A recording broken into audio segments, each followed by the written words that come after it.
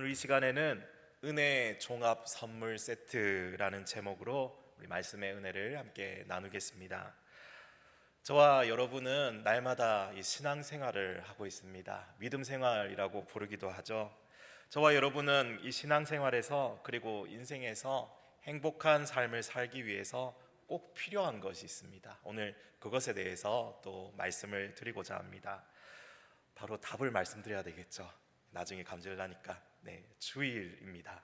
그 답은 주일이라고 하게 되면 우리에게는 늘 생각나는 하나의 용어가 있죠. 무엇입니까? 네 글자로 주일 성수입니다. 누군가에게는 부담스러운 이 단어일 수도 있고 누군가에게서는 당연하면서도 아주 중요한 그러한 말일 것입니다. 주일 성수와 관련해서 결론부터 말씀드리자면 우리는 주님 다시 오실 그날까지 늘 지켜야 하는 중요한 것이다, 이것입니다. 주일 성수의 중요성과 주일 성수를 통해서 우리에게 주시는 그 놀라운 축복은 주님 오시는 그날까지 결코 줄어드는 것이 아니기 때문입니다. 또 예전만큼 강조하지 않는다고 해서 이 주일 성수가 그다지 의미가 없다, 이렇게 결론 내려서도 우리는 안 될 것입니다. 아마 어떤 분들은 주일 성수에 대해서 좋지 않은 추억이 있을 수도 있을 겁니다. 학생 때 놀러 가고 싶다거나 이럴 때 주일 성수 때문에 부모님한테 혼나고 매맞은 기억이 있었을 수도 있습니다. 그런데 마음속에 하나님을 섬기기를 원하는 마음이 있는 이 정상적인 성도라면 주일 성수와 관련된 기쁘고 은혜로운 그 추억들도 반면에 또 많이 있을 겁니다. 처음으로 주님을 만나고 믿게 되고 또 주님을 알게 되었을 때 우리에게 주신 그 구원의 은총을 생각하고 또 감격하고 기뻐하면서 그것이 막 넘쳐나면서 주일이 너무 기다려지는 거 있죠. 또 주일을 통해서 많은 은혜를 받으며 그렇게 보냈을 겁니다. 제가 어렸을 때는 주일 예배가 또 저녁에 보통 있었습니다. 저녁 7시나 7시 30분에 예배를 드리고 예배가 끝나고 나면 8시 30분 저녁 잠깐 성도들과 교제하고 또 나면은 밤 9시에 보통 집에 들어가곤 했던 게 아직도 기억에 납니다. 그제서야 주일 하루를 온전히 다 마쳤다는 그렇게 느낌을 또 느끼고 또 깜깜할 때 집으로 돌아가곤 했던 것이죠. 하루 종일 교회에 머무르면서 교육받고 예배하고 밥 먹고 기도하고 찬양하고 또 교제하고 서로를 돌아보는 신앙의 모습들이 주일 새벽부터 밤까지 계속해서 이어졌던 것이죠. 주일은 교회에서 하루 종일 지내는 것이 익숙한 일상이었고 또 당연한 것이었습니다. 한 공동체 안에서 이렇게 지낼 때 얼마나 기쁘고 즐거웠는지 모릅니다. 예전에는 주일을 준비하는 방법도 부모님을 통해서 이렇게 배우곤 했는데요. 토요일에 주일을 준비하면서 마음을 준비하고 주일에 입을 깨끗한 옷도 미리 준비해서 걸어놓고 또 어떤 분들은 헌금할 돈을 어떻게 합니까? 다리미로 막 다리고 있죠, 집에서. 열심히 막 다리시고 또 미리 토요일에 목욕도 미리 다녀오시고 또 각 부서에서는 주일에 물건을 사지 않기 위해서 어떻게 합니까? 토요일 날 모든 걸 다 이렇게 미리 다 구비해 놓고 준비해 놓았던 것이 준비해 놓곤 했습니다. 또 주일에는 이렇게 점심 식사를 교회에서 함께하는 이유가 있죠. 주일날은 돈을 쓰지 않게 하기 위해서 식사를 제공했던 것입니다. 그것이 오늘날에는 당연히 식사를 주는 것으로 생각할지도 모르겠지만 사실 원래는 주일을 더 잘 지키기 위해서 나왔던 그런 이 아이디어였던 것이죠. 그리고 주일은 학생들이 공부를 안 해도 되는 날이었습니다. 너무 좋겠죠.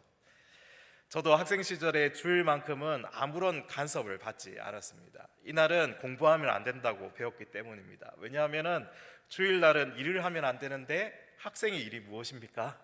공부하는 것이죠. 학생이 일하면 안 되니까 공부하면 안 된다. 바로 그렇게 이제 또 배웠기 때문입니다. 그래서 공부를 싫어하는 학생들은 이 주일만큼 좋은 게 또 없는 거죠. 그날은 부모님이 공부하라고도 이렇게 잔소리도 안 하시고 이 말씀도 안 하시니까 너무 좋아서 그냥 마냥 놀고 또 주일은 공부하지 않고 노는 맛에 또 좋아했던 그런 기억이 납니다. 그런데 이런 현상이 시험 기간이 되면 어떻게 됩니까? 역전이 되어버리죠. 월요일이 시험이라서 공부해야 되는데 토요일은 토요일이라고 공부가 잘 안 되고 이제 오늘까지만 그냥 놀자 하고 이제 토요일 날 또 열심히 놀다가 일요일에는 주일 날 공부하면 안 된다고 하니까 어떻게 뭐 할 수 없어서 그냥 똥줄이 타는 겁니다. 그래가지고 공부는 할 수 없고, 그래서 어떻게 합니까? 12시 자정 12시가 딱 넘어가면 땡 하면 부랴부랴 책상에 앉아서 공부했었던 그런 기억이 아직도 나고 있습니다. 말 그대로 그냥 벼락치기였죠. 이렇게 주일과 관련된 수많은 추억들을 아마 각자가 다 가지고 있을 것 같습니다. 여러분, 그런데 주일의 참된 의미는 무엇일까요? 단순히 뭐 공부 안 하고 이것저것 하지 않고 일 안 하고 물건 사지 않고 놀고 쉬는 데 있는 것이 결코 아닐 것입니다. 주일의 참된 의미가 뭐 이것저것 안 하는 데 있는 것이 아니라 주일에는 또 하나님께서 우리에게 주시는 의미가 있는 것이죠. 우리 동전, 요즘 동전이 참 귀한데 이 동전을 보면 앞면과 뒷면이 있듯이 항상 우리는 주일에도 앞면과 뒷면이 있다고 이렇게 생각하시면 되겠습니다. 동전의 앞면, 즉 주일의 앞면은 주일을 즐거워하는 것입니다. 즉 긍정적으로 이 날을 보내는 것이죠. 이 날을 긍정적으로 보내고 이 날을 적극적으로 보내야 한다는 겁니다. 그래서 하나님을 예배하고 찬양하고 기도하고 또 하나님의 말씀을 배우고 가르치고 성도들을 신방하고 돌아보고 또 봉사하고 섬기는 일 등 하나님 앞에서 우리가 해야 할 이 적극적인 이 기뻐하면서 적극적으로 감당하는 날이 바로 이 동전의 앞면과 같은 주일의 의미입니다.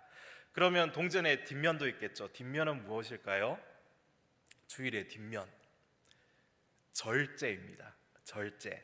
나를 위해 몰두하며 바쁘게 살아가던 시간을 멈추고 하나님께 더 집중하는 시간, 그게 바로 이 절제의 의미입니다. 그래서 이렇게 하나님을 섬기는 일을 적극적으로 감당하는 날, 그러면서도 자신을 절제하는 날, 자신을 위해서 하던 모든 일을 쉰다 하는 것이 바로 이런 의미인 것이죠. 오늘 우리가 읽은 이사야서의 말씀이 이런 사실들을 또한 가르쳐 주고 있습니다. 특별히 본문 58장에서 이사야 선지자는 이스라엘의 가식적이라는 말 있죠. 그 금식을 책망하면서 진정한 이 금식의 의미를 교훈하려고 합니다. 요점은 이런 것입니다. 하나님께서는 진정한 금식을 행하는 자에게 복을 내리시지만 거짓으로 금식을 하는 자는 하나님의 징벌을 면치 못할 것이다. 이러한 경고를 내리시는 것입니다. 다시 말해서 외식적인 종교 행위에 그치게 된다면 하나님의 심판을 받게 될 것이다 라는 말씀인 것이죠. 거기에 덧붙여서 안식일을 준수할 것에 대해서 말씀하시면서 이렇게 안식일을 지키는 자에게 복을 주시겠다고 하는 말씀이 오늘 이사야 58장 마지막 절에 나와 있습니다. 하나님께서 하나님의 법을 쫓아 안식일을 지켜 준수하는 자에게 축복하시되 그를 땅의 높은 곳에 올리시고 조상 야곱의 기업으로 길러주시겠다고 그렇게 약속하고 있습니다. 야곱의 기업은 언약의 축복을 말하는 겁니다. 영적으로는 하나님의 나라의 그 기업을 잇게 될 것이라고 그렇게 말하는 것입니다.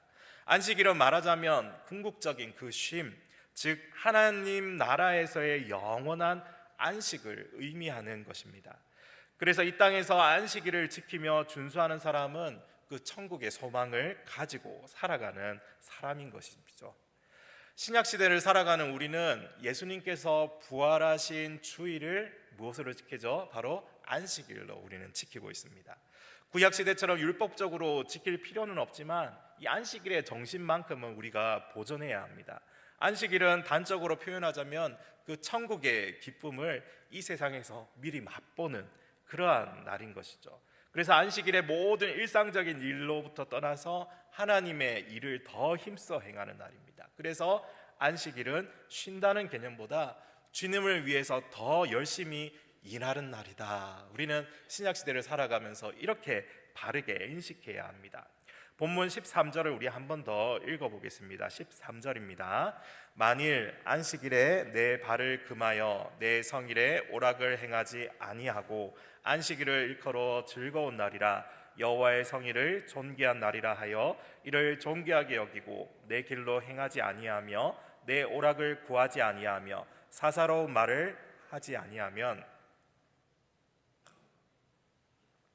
우리 13절에 보니까 긍정적이고 적극적인 모습들이 잘 나와 있죠. 안식일을 일컬어 즐거운 날이라. 여호와의 성의를 존귀한 날이라 하여 이를 존귀 여기고. 그리고 부정적인, 즉 금하는 것으로 되어 있는 내용들이 13절 뒷부분에 마치 동전의 뒷면같이 나와 있죠. 내 길로 행하지 아니하며 내 오락을 구하지 아니하며 사사로운 말을 하지 아니하면, 동전의 뒷면인 절제입니다. 이것이 나 개인을 즐겁게 하는 일들, 나 개인의 삶을 위하여 행하는 모든 일들을 절제한다라는 말인 것이죠. 그래서 구약과 신약을 종합해서 주일은 안식일의 정신을 이어받되 하나님의 구원, 그리스도의 부활을 기념하는 날인 겁니다. 그리고 적극적으로 하나님을 섬기는 날, 이것이 바로 주일의 의미인 것이죠. 그렇다면 주일은 우리에게 어떤 의미가 있는가? 우리에게 어떤 의미가 있는가? 주일은 마치 오늘 제목에 있는 그 제목처럼 종합 선물 세트와 같은 날입니다. 종합 선물 세트. 우리 선물 세트 잘 아시죠? 뭐 옛날에 보면 애경 뭐 어디서 뭐 이렇게 막 박스에 이렇게 나오는 그 선물 세트, 한 꾸러미 속에 좋다는 것을 이렇게 다 집어넣고 모아서 하나의 선물로 만들어 놓은 걸 종합 선물 세트라고 그렇게 부르죠. 주일은 마치 이 종합 선물 세트와 같은 것입니다. 그리스도인들은 하나님의 은혜를 받아야만 살 수 있게 되어 있습니다. 하나님은 우리에게 은혜를 주시기 위해서 이 은혜의 수단들을 주셨죠. 이 은혜의 수단들이 무엇입니까? 첫 번째로 말씀, 그리고 짝지가 나와야 되죠. 기도, 그리고 또 성례가 있습니다. 성찬과 세례가 있는 것이죠. 이 말씀과 기도와 성례를 교회의 여러 가지 시간 속에 나누어서 성도들이 여러 활동에 참여할 때마다 말씀과 기도와 성례를 경험하면서 하나님께서 우리에게 주시는 그 은혜를 받게 하셨습니다. 이것이 바로 은혜의 수단들인 것이죠.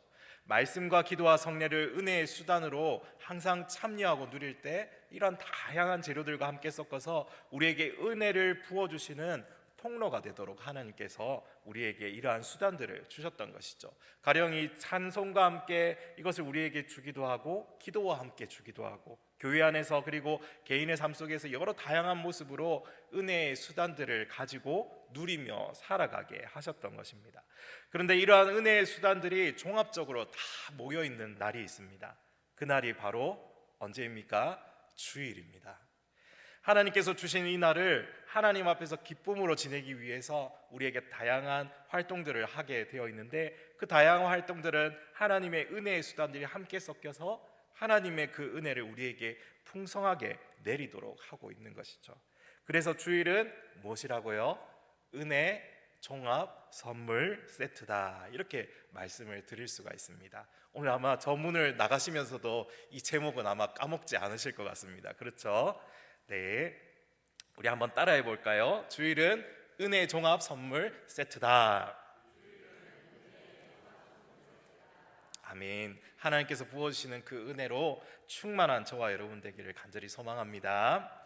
우리 주일날 아침부터 저녁까지 하나님 앞에 나와서 하나님께 예배하고, 하나님께서 우리에게 가르쳐 주시는 그 말씀들을 배우고 익히고, 또 성도들이 받은 그 은혜를 서로 나누고 교제하고, 또 이 은혜를 나누기 위해서 또 환우들을 찾아가고, 힘들어하는 성도들을 신방하고, 어려움 중에 있는 사람들을 돌아보면서 함께 하나님을 찬양하고 기도하는 그 시간 속에서 하나님은 우리에게 주시는 모든 은혜가 충만하도록, 넘치도록 우리에게 부어 주시는 것입니다. 여러분, 우리가 주일을 사모해야 하는 이유가 무엇입니까? 주일이 바로 이 은혜를 내려주시는 은혜 종합 선물 세트이기 때문입니다. 그래서 다른 날보다 주일을 하나님 앞에 지낼 때 우리는 더 크고 더 영광스러운 은혜들로 충만하게 되는 것입니다. 다른 날은 주일처럼 이렇게 교회 안에서 크고 종합적으로 모든 순서들이 진행되지 않습니다. 하나님께서 주시는 큰 은혜가 부흥의 기간, 수련회 때 주어질 수도 있지만 짧은 시간들입니다. 이 외에는 이렇게 주일만큼 종합적으로 많은 시간 동안 은혜를 주시기 위해 준비된 날은 없는 것이죠. 그래서 주일을 잘 지키게 되면 하나님의 은혜를 우리가 다양한 이 모양으로 풍성하게 받아 누릴 수 있게 되는 겁니다. 하나님께서 우리에게 주일을 성수하게 하신 목적이 무엇입니까?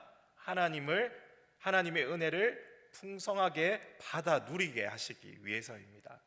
사실 교회를 이 땅에 두시고 교회를 통해서 성도들이 양육을 받고 하나님께서 주시는 은혜를 풍성하게 누리게 하신 그 원리들이 이 주일 성수 속에 그대로 녹아 있어서 주일 성수 하나만으로 하나님의 뜻이 이루어질 수 있게 하신 것입니다. 그래서 이 주일 성수를 여러분들이 목표로 해서 신앙생활을 하셔야 합니다. 우리가 예수 그리스도를 믿고 중생하며 새 생명을 얻었는데 왜 하나님께서는 그러한 사람들이 교회라는 공동체를 이루어서 하나님을 섬기게 하셨습니까? 왜 하나님께서 교회를 우리에게 허락해 주셨습니까? 그것은 우리가 교회의 돌봄 속에서 우리의 신앙이 보호받고 우리의 신앙이 양육을 받고 그래서 장성한 성도가 되게 하기 위해서입니다. 그리고 교회를 통해서 우리는 하나님께서 우리에게 주신 그 거룩한 사명을 감당하게 하셨던 것이죠. 하나님께서 우리에게 교회를 주신 목적이 있습니다. 그것은 우리가 육신의 감옥에 갇혀 있기 때문입니다. 이 세상적으로 말하면 그렇게 표현할 수 있죠. 철학자 중에 우리가 육신의 그 감옥에 갇혀 있다, 그래서 육신의 감옥을 벗어나야 우리의 영혼이 구원을 얻는다라고 말했던 사람이 있죠. 바로 플라톤의 그 이데아 이론이 참 유명한데요. 이 동굴 이야기가 그렇습니다. 그런데 칼빈, 우리 종교개혁자 칼빈의 기독교 강요를 보면요, 거기에서도 나오는 이야기입니다. 여기서 말하는 육신의 감옥이라고 하는 것은 우리가 타락한 존재로서 우리의 육신의 죄의 본성이 여전히 남아있다라는 것을 의미합니다. 죄의 본성이 여전히 남아있는 우리가 구원은 받았지만 영적으로는 무지하고 가만히 놓아두면 태만하고 게으르고 변덕스러운 삶을 계속해서 살아가기 쉽기에 정말 우리는 성장하기가 힘듭니다. 그래서 하나님께서는 우리의 이런 연약함을 아시고 우리를 위하여 가장 적합한 방법을 허락해 주셨는데 그것이 바로 교회 공동체인 것이죠. 하나님께서 교회를 통해서 성도들의 영혼이 새롭게 태어나고 성장하게 하고 그 영혼이 하나님의 일을 감당하며 이러한 일들이 계속해서 순환되게 하셨던 것입니다. 그래서 칼빈은요, 심지어 교회를 어머니라고 부르고 있습니다. 어머니에 비유하고 있습니다. 성경을 보면 교회에 대한 비유가 참 여러 가지 등장하는데 교회는 그리스도의 몸이다, 그리스도의 신부다, 거룩한 성전이다, 여러 가지 표상들을 가지고 그렇게 교회를 표현하고 있습니다. 그런데 칼빈은 이 교회를 어머니라고 그렇게 이야기합니다.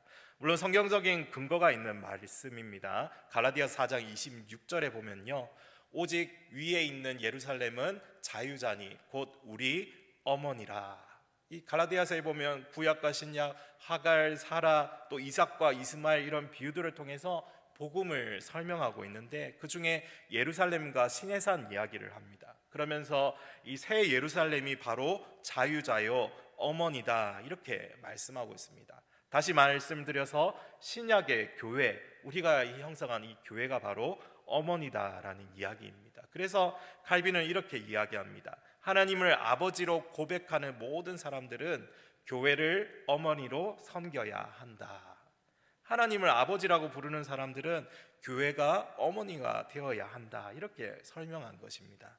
그래서 아버지 어머니의 돌봄 속에서 이 아이가 정상적으로 성장하는 것처럼 성도들은 하나님이 주시는 그 은혜와 그 은혜의 수단들을 가지고 이 성도들을 양육하는 교회를 통해서 그 신앙이 장성하고 영적으로 보호를 받고 영적으로 또 건강해지고 튼튼해져서 하나님의 사람으로 온전케 되도록 하신 것입니다. 그래서 교회는 하나님께서 우리에게 주신 축복의 기관입니다. 육신의 아버지와 어머니의 손길을 통해서 성장받지 못한 사람을 무엇이라고 부릅니까? 고아라고 부릅니다. 고아의 삶이 얼마나 각박한지 누구나 다 아실 겁니다. 반면에 이 부모가 있는 아이들은 어떻습니까? 아기 때부터 안아주고 먹여주고 양육하는 그 어머니의 손길을 돌봄 속에서 아이가 아주 잘 성장할 수가 있죠. 마찬가지로 성도들은 어머님 교회 품 안에서 가장 잘 성장할 수 있는 것입니다. 과거에 이 키프리아누스라고 하는 교회의 교부가 이런 말을 했습니다. 교회 밖에는 구원이 없으며 교회를 어머니라 부르지 않는 자는 하나님을 아버지라 부를 수 없다. 물론 이 연합과 교회의 연합과 일치를 위해서 강조했던 말이지만 우린 여기서도 또 생각해 볼 수 있는 게 있는 거죠. 저와 여러분이 기도할 때마다 하나님 아버지라고 기도합니다. 그럴 때마다 우리는 교회에 대해서도 생각해야 합니다. 우리가 육신의 어머니를 사랑하고 어머니를 아끼듯 교회를 사랑하고 교회를 아껴야 하는 것입니다. 그리고 교회의 품 안에서 교회의 손길을 통해서 우리의 영혼이 날마다 성장하고 또 성숙해져야 하는 것이죠. 하나님께서 교회라고 하는 기관을 세우시고 그 교회의 기관 안에는 교직 제도를 주셨습니다. 목사와 교사와 여러 직분자들을 주셨습니다. 그리고 말씀과 기도와 성례라고 하는 그 은혜의 수단을 주셔서 이 교직 제도에 있는 사람들이 은혜의 수단을 사용해서 성도들에게 하나님의 은혜를 풍성케 하는 일을 감당하게 하셨습니다. 그런데 문제는 성도들이 이것을 사모해야 한다는 겁니다. 성도들이 말씀을 사모하고 기도를 사모하고 성례를 사모해야 됩니다. 1년에 우리 몇 차례씩 우리 성찬식을 진행하는데, 여러분 성찬식을 기다리면서 그 일주일 동안 정말 이 가슴이 두근두근거리는 그것을 사모하면서 야 정말 기다려진다 이렇게 하는 성도들이 과연 얼마나 있습니까? 아이고 오늘 성찬식이 있네, 예배 늦게 마치겠다 이렇게 하는 게 사실 우리의 솔직한 그 마음 아닙니까? 우리 교회에서 오늘 예배를 드리는데 이 예배와 기도와 말씀을 얼마나 이 기대하는 마음으로 오늘 이 자리에 오셨습니까? 성경에도 말씀하고 있죠. 내 보물이 있는 곳에 내 마음도 있다. 사모하는 마음이 없는데 어떻게 예배를 제대로 드리겠습니까? 갈급한 마음이 없는데 어떻게 그 목마름을 해결할 수 있겠습니까? 배고프지 않은데 어떻게 그 굶주린 영혼이 하늘의 양식으로 채워질 수 있습니까? 여러분, 우리가 이 사모하는 마음이 있어야 합니다. 주의를 사모하고 예배를 사모하고 기도의 자리를 사모하고 하나님의 백성이 모인 그 자리에 나아가고자 그 누구보다도 더 사모하며 나아갈 수 있어야 합니다. 여러분, 아기를 키우는 사람은 누구나 경험하는 것이 이 아이가 젖을 먹고 싶어서 배가 고플 때 막 보채기 시작하고 울어제끼죠. 그냥 세상 떠나갈 듯이 시끄럽게 막 웁니다. 그럴 때 이 엄마가 따뜻한 분유나 젖을 물리면 어떻게 됩니까? 아기가 이 정신없이 그걸 먹게 됩니다. 그걸 보는 엄마의 마음이 어떻습니까? 기뻐합니다. 저 깊은 이 뱃속 깊은 곳에서 이 기쁨이 싹 올라오는 것이죠. 아기가 잘 먹는 그 모습만 봐도 기쁩니다. 물론 힘들어서 이 한숨 쉴 때도 있지만 대부분의 경우 이 아이가 잘 먹는 모습을 보면서 또 만족하는 걸 보면서 잘 자라는 것을 보면서 부모는 기뻐하게 됩니다. 그런데 반대로 생각해 봅시다. 아이에게 젖을 먹이려고 하는데 먹지 않고 고개를 돌리고 전혀 먹을 생각이 없으며 시간이 지나도 계속해서 먹는 걸 거부하면 어떻겠습니까? 덜컹 그냥 겁이 나는 거죠. 이 아이가 혹시 뭔가 잘못됐나? 혹시 아픈가? 불안해하는 겁니다. 아이가 또래 아이들보다 이 잘 먹으면 그냥 안심이 되고 기쁘지만 또래들보다 조금 먹는 것만 같아도 우리는 근심이 찾아오게 되죠. 그래서 병원에도 막 찾아가 보고 좋다는 방법도 여기저기 알아보는 게 정상적인 그 부모의 마음일 겁니다. 이렇게 엄마의 근심이 되는 아이가 우리의 모습이 되어서는 안 될 것입니다. 여러분, 무엇보다 사모하는 마음이 있어야 합니다. 그럴 때 정상적으로 성장하는 길이 우리에게 열리게 됩니다. 그래서 우리가 영적으로 이 은혜의 수단들을 다양하게 활용해야 합니다. 말씀은 은혜의 수단이죠. 그러나 말씀을 듣는 것만으로는 안 됩니다. 기도가 반드시 따라와야 되죠. 기도 없이는 영양이 충분히 공급될 수 없습니다. 또 성도들에게는 성례와 같은 이 성찬, 세례가 주어져야 하죠. 성례라 하는 성찬과 세례는 보여지는 말씀이라고도 부릅니다. 그러니까 성찬 예식, 세례를 통해서 오감을 통해서 우리가 하나님께서 우리에게 보여주시는 그 은혜가 그 속에 또한 녹아 들어가 있는 겁니다. 우리의 믿음이 더욱 강건해지고 장성하는 데 도움이 되는 많은 그 영적인 영양소들이 성찬과 세례를 통해서 우리에게 주어지도록 하신 것이죠. 그래서 이러한 은혜의 수단들이 우리 주일 예배를 통해서 다양하게 섞여서 우리에게 은혜로 주어지는 것이고, 우리는 그러한 시간을 그러한 장소에 사모함으로, 그 은혜를 사모함으로 이 자리에 함께 참석해야 한다는 것이죠. 그러니까 나는 싫어요, 나는 시간이 없어요, 바빠요 이러면서 기도도 하지 않고 말씀도 듣지 않고 성찬도 참석하지 않으면 누구의 손해입니까? 성찬 예식에도 제대로 참석하지 않는 분들이 있죠. 또 거기에 대한 중요성도 모른 채 살아가는 사람들도 참 많습니다. 그러면 영양실조에 걸립니다. 본인은 자기가 영양실조에 걸린 줄도 모르고 그렇게 살아가는데요, 주변에서는 누구나 다 잘 알죠. 저 사람 뭔가 영적으로 신앙적으로 부족하구나, 전혀 자라나지 않는구나. 성장을 위해서는 필요한 영양소가 있는데 그 필요한 영양소들 중에 하나만 결핍이 되어도 뭐라고 부릅니까? 영양실조입니다. 하나가 부족해도 부족한 그것 때문에 넘치는 다른 모든 것들이 다 소용없이 그 부족한 그거 있는 만큼만 자라갈 수 있습니다. 필요한 영양소 모두가 다 필수적으로 채워져야 건강을 유지할 수 있는데 하나라도 부족하면 불균형하게 되고 거기에서 이제 문제가 흘러나오게 되는 것이죠. 우리가 영양제를 먹는 이유가 있죠. 부족한 영양소를 채우기 위해서 먹는 것인데, 그러나 그렇게 채우는 방법보다 더 나은 방법이 무엇입니까?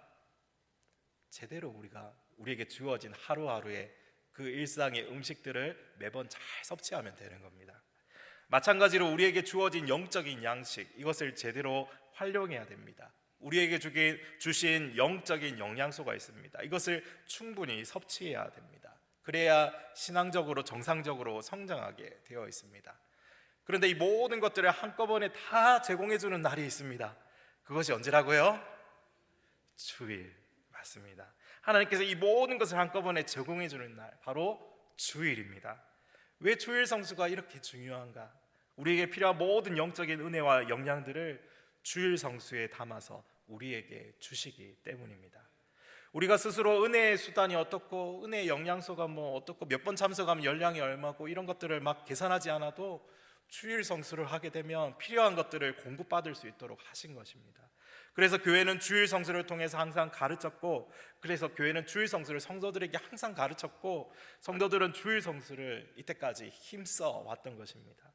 그럴 때 우리는 영적으로 필요한 것들을 공급받을 수 있기 때문에, 그럴 때 우리는 영적으로 새로운 힘을 얻고 능력을 얻고 성장할 수 있게 되고 하나님의 사람으로 온전하게 자라갈 수 있기 때문입니다. 그런데 우리 주일 성수를 하다 마는 경우가 있습니다. 주일을 반쪽만 지키는 이런 경우들이 있는 것이죠. 그러면 필요한 충분한 공급이 안 되게 되어 있습니다. 주일 성수는 온전히 해야 됩니다.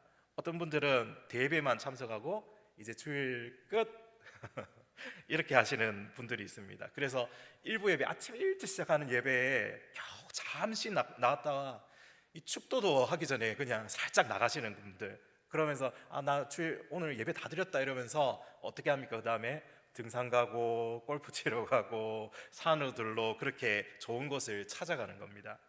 우리가 한번 잘 생각해 봐야 됩니다. 주일을 마치 밀린 숙제하듯이 해치워 버리는 것이 아니라 정말 하나님께서 기뻐 받으실 그 하루가 되도록 우리의 시간을 어떻게 드려야 할까?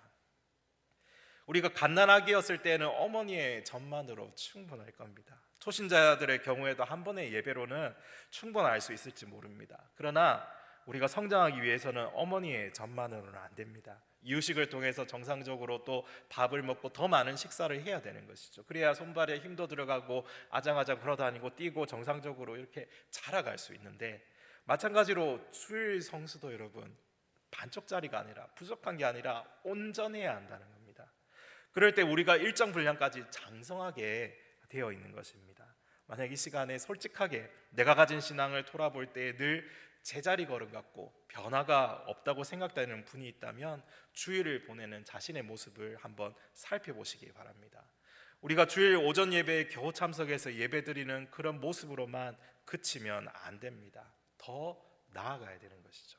더 머물러야 되는 것이죠. 더 단단한 음식도 먹을 수 있도록 우리가 더 자라가야 합니다. 오후 찬양 예배 역시 찬양과 기도와 말씀의 그 풍성한 그 영양분이 풍성한 하나님께서 우리에게 부어주시는 그 풍성한 그 은혜가 우리를 기다리고 있는 시간입니다. 우리 또 3월부터는 주일마다 오후 사랑방 모임을 또 함께 가지게 됩니다. 함께 말씀을 나누고 기도해주고 교제하며 사랑의 띠로 묶여져서 충만한 기쁨을 가질 수 있는 시간이 우리를 기다리고 있습니다. 사랑하는 영가족 여러분, 우리의 하나님 아버지께서는요, 우리가 자라가는데 관심이 있으십니다. 자라는 게 멈추어버리고 그 영적인 영양실조에 걸려서 허덕거리는 불행한 삶을 얼른 청산하라고 오늘 이 말씀에 귀 기울이라고 하십니다. 어머니와 같은 교회에서 충만하고 온전하게 그리스도의 장성한 분량까지 나아가기를 오늘도 원하시는 것입니다. 우리는 주님께서 주신 이 아름답고 은혜로운 주일 성수라는 이 은혜 종합 선물 세트를 갈망하며 나아갑시다. 오직 하나님께서만 우리에게 주실 수 있는 모든 은혜의 영양소들을 부족함 없이 가득히 충만하게 채워주시도록 오늘도 우리를 인도하실 것입니다. 부디 주님께서 주시는 이 귀하고 영광스러운 은혜를 충만하게 받아 누리시기를 위해 순종으로 나아가며 주님 앞에 결단하며 행복한 믿음의 삶을 매일마다 걸어가시기를 원하고 바라고 기도합니다.